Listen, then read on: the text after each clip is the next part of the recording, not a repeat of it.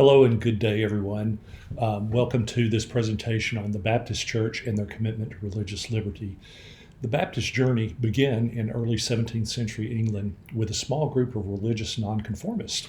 These non-conformists identified with a separatist congregation. It was essentially a band of dissenters that were led by John Smyth and Thomas Helwys. They fled in 1608 to Holland to escape religious persecution, and they established the first Baptist church in Amsterdam in 1609.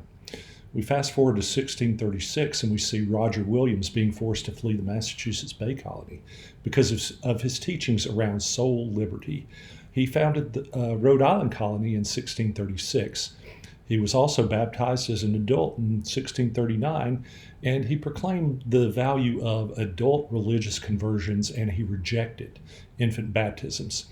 And in 1639, he also assisted in founding the first Baptist church in the New World. Interesting point about Williams and the concept of religious liberty is he maintained a view of keeping political and religious institutions distinct from one another. This view is reflected in our First Amendment. And also a common misconception is a quote from Thomas Jefferson's letter to the Danbury Baptists, where he reiterates a Baptist viewpoint by quoting, "thus building a wall of separation between church and state." I've personally seen instances where people think this quote is part of the First Amendment versus a letter written by one of our founding fathers.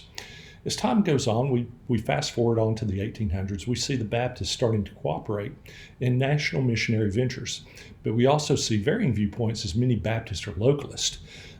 Throughout the remainder of their history, we're going to see efforts of centralization and decentralization due to a desire to not only combine missionary efforts, but also a strong will around religious liberty. One effort of centralization was in 1845 when many Baptist congregations banded together to form the Southern Baptist Convention. This was an interesting event from the perspective of this is the first time we see these independent-minded Baptists take on a centralized structure, similar to how other Protestant bodies were organized. So the Southern Baptist Convention eventually, as time goes on, became the largest Protestant denomination in America.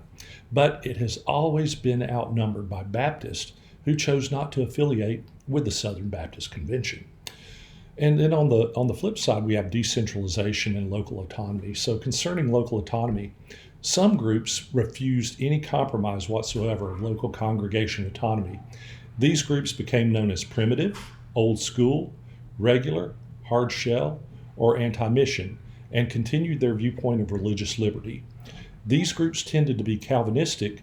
They also frowned on coordinated missionary or educational activity that took funds or personnel out of the control of individual churches. So in closing, I'll say that I'm not a Baptist, but I am completely aligned with the idea of religious liberty. And also a quick personal story. I can remember my sister and I sitting in my maternal grandfather's lap. He was a primitive Baptist up in Fayette County, Alabama. And I remember as a small child, he would pull out his Sacred Heart songbook and do fossil law singing, and that still occurs today in some of the primitive Baptist congregations in that area. So if you've never been to a fossil law singing or never heard it before, I would encourage you to try it out and listen. It's a very heartwarming event that you'll go to, and it's really interesting. So in closing, I want to wish everyone a wonderful week and hope everyone is doing well, and thank you for your time.